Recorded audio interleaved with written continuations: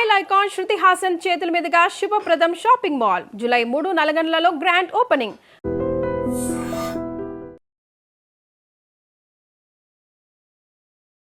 నమస్కారం, welcome to iDream. Dharma Margam with Vijitha కార్యక్రమానికి స్వాగతం.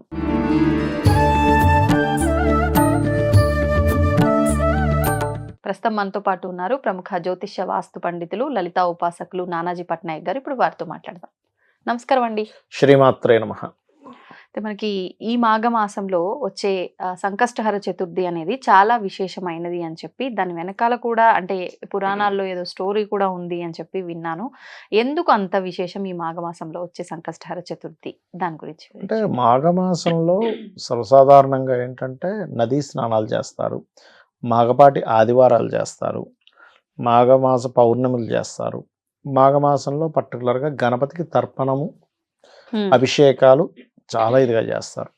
అయితే ఎందుకు చేస్తారు అంటే, ఇక్కడ మాఘమాసంలో పర్టికులర్గా అభిషేకం కానీ తర్పణం, గణపతి తర్పణాలు కానీ చేసినప్పుడు ఆయుష్ పెరుగుతుంది. మాఘమాసానికి ఉన్నటువంటి తత్వం ఏంటంటే ఆయుష్ పెరిగేటువంటి, ఆయుష్ని పెంచే తత్వం ఉంటుంది. తర్పణాలు ఇవ్వటం వల్ల, తర్పణాలు చేయడం వల్ల, పితృదేవత తర్పణాలు అనుకోండి, గణపతి తర్పణం అనుకోండి. గణపతికి కూడా తర్పణం వదులుతాం. యాక్చువల్గా తర్పణ ప్రియుడు అంటారు గణపతిని, శివుడు అభిషేక ప్రియుడు అంటూ ఉంటారు. అలా ఈ మాఘమాసంలో ఎవరైతే చంద్రశేఖర అష్టకం చదువుతారో, మన జన్మజాతకంలో అష్టమ స్థానం పాడవుతుందండి. అష్టమ స్థానము, 3వ స్థానము పాడై ఆ మహాదశలు అంతర్దశలు వస్తూ దానికి మరలా మారక బాధక ఫలితాలు అంటారు. అంటే మారక స్థానాలను 2-7 ఫలితాలు కనుక వస్తే మరణం జరుగుతుంది. అయితే ఎవరైనా కొంత పుణ్యం చేసుకుంటే కొంతవరకు హాస్పిటలైజేషన్ అయ్యి మళ్ళీ బయటపడడం, ఇట్లాంటివి జరుగుతాయి. గండం అంటారు దాన్ని. ఆ రకంగా ఎవరికైతే గండకాలం నడుస్తుందో ఈ మాఘమాసంలో చేసేటువంటి ఎటువంటి పూజ అయినా సరే ఆయుష్ని పెంచుతుంది. అందులో సంకష్టహర చతుర్థి ఉన్నప్పుడు, సంకష్టహర చతుర్థి చేసుకోవడం వల్ల ఏమవుతుందంటే, పర్టికులర్గా కొంతమందికి నర్వ్ రిలేటెడ్ ఇష్యూస్ వస్తాయి చూసారా, బ్రెయిన్లో క్లాట్ అవ్వడం కానివ్వండి, లేకపోతే ఇంకొంచెం నరాలు ఏదైనా లాగడం కానివ్వండి, నర్వ్స్ క్లాట్ అవ్వడం వల్ల ఆయన హాస్పిటలైజేషన్ అయ్యారు, పెరాలసిస్ వచ్చింది, ఇట్లాంటివంటి ఉంటారు చూసారా. గణపతిని ఆరాధించడం వల్ల ఆ క్లాట్స్ పోతాయి. ఎందుకు అంటే మనకి జన్మజాతకంలో ఎవరికైనా క్లాట్స్ ఏర్పడుతున్నాయి అంటే కేతు అండ్ సాటర్న్ కాంబినేషన్ వల్ల. అంటే కేతువు శని బాగోపోతే, శని గాని నీచబడి కేతువు బాగోకుండా, శనికేతు కాంబినేషన్ ఆర్ బుధుడికి సంబంధం వచ్చినప్పుడు వాళ్ళకి ఖచ్చితంగా వాళ్ళ లైఫ్లో ఆ పర్టికులర్ కొన్ని ఇయర్స్ అంటారు, ఆ పర్టికులర్ టైమ్స్లో క్లాట్స్ ఏర్పడము, నర్వ్స్ ఇష్యూస్ రావడం, వాళ్ళకి నర్వ్ రిలేటెడ్ ఇష్యూస్ ఎక్కువగా వస్తాయి వాళ్ళకి. అలాంటప్పుడు మీకు నరాల్లో సన్నటి, మన వెంట్రుక కంటే సన్నగా ఉండే నరాల్లో బ్లడ్ ఫ్లో ఆగిపోతూ ఉంటుంది. దీనివల్ల ఏమవుతుందంటే చాలా మటుకు వాళ్ళకి చాలా అంటే చాలా బాగుంటుంది వాళ్ళ లైఫ్ అనేటువంటిది. అది కేవలం అది ఒక్క దగ్గరే కాదు, వాళ్ళ లైఫ్లో ఇతర కారణాల వల్ల ఆగిపోతుంటాయి. కొన్ని పనులు బ్లాక్ అయిపోయిందండి, ఆ పనులు ఆగిపోవడము, ఒక వివాహం ఆగిపోవడం అనుకోండి, ఒక బిజినెస్ ఆగిపోవడం అనుకోండి, ఇవన్నిటికీ కూడా సంకష్టహర చతుర్థి. అందులో పర్టికులర్గా మాఘమాసంలో చేసేటువంటి తర్పణాలు మరింత బ్రహ్మాండంగా వాళ్ళకి ఫలితాలు ఇస్తాయి. అయితే ఇక్కడ మనం ఎంత నమ్మకంతో చేస్తున్నాము ఈజ్ మోస్ట్ ఇంపార్టెంట్. ఏదో వీడియోలు చెప్పారు మనం చేద్దాము అన్నట్టు కాకుండా కంప్లీట్గా నమ్మి చేయాలి. నమ్మకమే భగవంతుడు చెప్పాలంటే. అంటే నమ్మకము అంటే భగవంతుడు ఉన్నాడు, మేము అనుకున్నది తీరుస్తాడు, లేకపోతే మా కష్టాలను తొలగిస్తాడు అనే నమ్మకమా, లేకపోతే అంటే నమ్మకం? భగవంతుడు ఉన్నాడని నమ్మకం.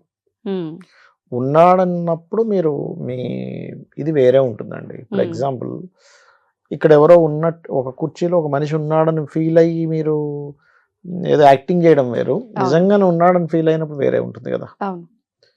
పక్క రూమ్లో మీ అమ్మగారు ఉన్నారనుకోండి ఉదాహరణకి, ఆ పిలుపులో వేరే ఉంటుంది. అంటే ఎంత గట్టిగా పిలిస్తే ఆవిడ పలుకుతుందని. ఒకసారి పిలిస్తే పలకపోతే ఇంకోసారి పిలుస్తారు, అరే ఏమైపోయినా పిలుస్తుంటే పలకట్లేదు అని అనిపిస్తుంది. కానీ లేదు, మీకు పక్క రూమ్లో మనిషి లేడు అని తెలుసు, కానీ ఉన్నట్టుగా ఫీల్ అయ్యి పలకాలంటే మీరు లోపల నుంచి రాదు.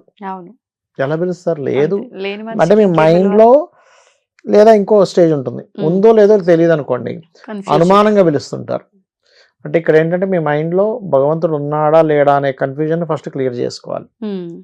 ఉన్నాడు అనడానికి ఏమిటండి అంటే, మనకు అనేకమైనటువంటి పురాణాల్లో ప్రత్యక్షంగా అతను రావడం ఇవన్నీ కూడా మనం ఉన్నాయి. అంతదాకెందుకు, నేను మొన్న రీసెంట్గా మాకు ఒక 1 year బ్యాక్ మా పెద్ద అబ్బాయికి ఒక ఆయన అయితే ఆంజనేయ స్వామిని చూపించాడు డైరెక్ట్గా. అవును, మనం క్రిందటిసారి కూడా మాట్లాడాం చేసాం. కదండి. ఆంజనేయ స్వామిని చూపించాడు, చనిపోయిన మా అమ్మ నాన్న మా అత్త మామని కూడా చూపించాడు ఆయన పిలిపించి. అంటే ఏమిటంటే చూపించడము అంటే కళ్ళ Visual గా, ముందు వాళ్ళ బింబం కనిపిస్తుందా లేకపోతే ఏంటి? మీకు ఈ కెమెరా ఎలా కనిపిస్తుందో అలా డైరెక్ట్ కనబడింది.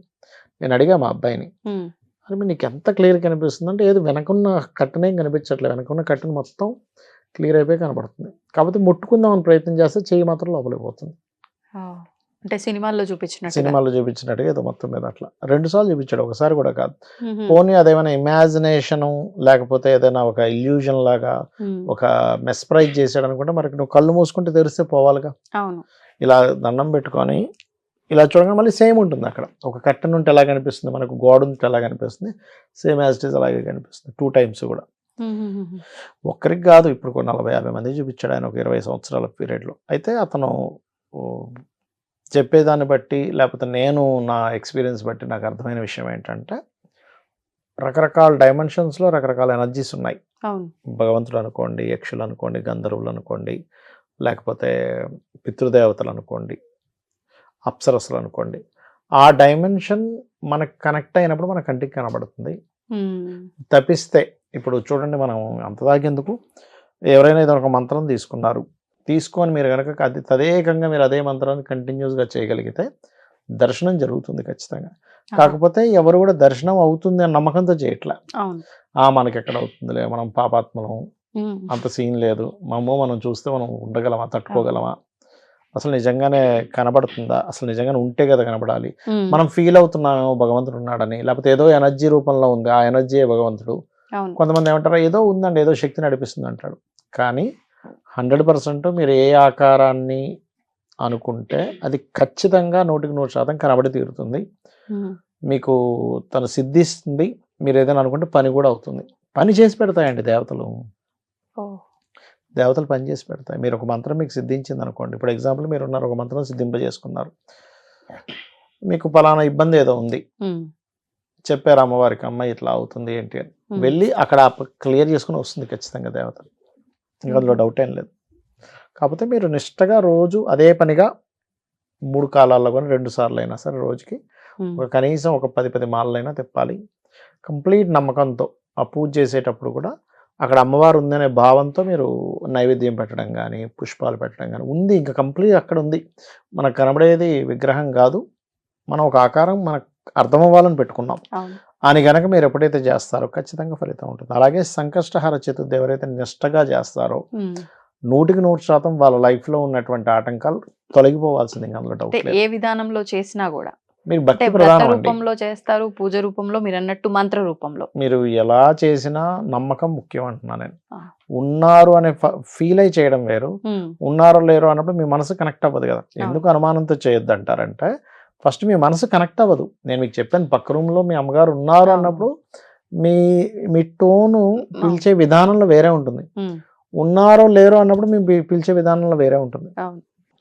అంటే పరిస్థితులను బట్టి ఇంకా మనం ఎలా అయితే మాట్లాడతామో, అంటే మీ మనసు, మీ ఆలోచన, లేకపోతే మీ నమ్మకం ఎంతవరకు కనెక్ట్ అయిందనే దాని మీద దేవత అనుగ్రహం ఉంటుంది. మీ భక్తి, ప్రధానంగా భక్తి. భక్తి లేకుండా మీరు బాహ్యంగా ఎన్ని చేసినా అది ఏమీ ఫలించదు. అంటే కొంతమంది చెప్పింది ఏంటంటే, సంకష్టహర చతుర్థి ఒక్కసారి కనుక మనం స్టార్ట్ చేస్తే, అది మనం ఏ రకంగా స్టార్ట్ చేసినా ఖచ్చితంగా కొన్ని వారాలు, ఖచ్చితంగా వారాలు కాదు, కొన్ని టైమ్స్ ఖచ్చితంగా చెయ్యాలి అని చెప్పి అంటూ ఉంటారు. ఇది వాస్తవమేనా? అంటే 21 సార్లా, 9 సార్లా అట్లా అని చెప్పి ఒక సంకల్పం పెట్టుకోవాలండి. సంకల్పం చెప్పుకొని చేసుకోవచ్చు. కాకపోతే మీరు ఎన్ని ఎక్కువ సార్లు చేస్తే మీరు అంత మోక్షానికి దగ్గర అవుతుంటారు. అంటే జన్మరాహిత్యం జరుగుతుంటుంది అది. అంతేగాని ఇన్నిసార్లు చేస్తేనే భగవంతుడు మెచ్చుకుంటాడు, ఇన్నిసార్లు చేస్తే మెచ్చుకోవడం ఏం లేదు. మీకోసం చేసుకుంటున్నారు, ఆయనకేం పోయింది ఎన్నిసార్లు చేస్తారు అట్లా. ధన్యవాదాలండి. శ్రీమాత్రే నమః. తవ్వండి, తవ్వుతూనే శివలింగం.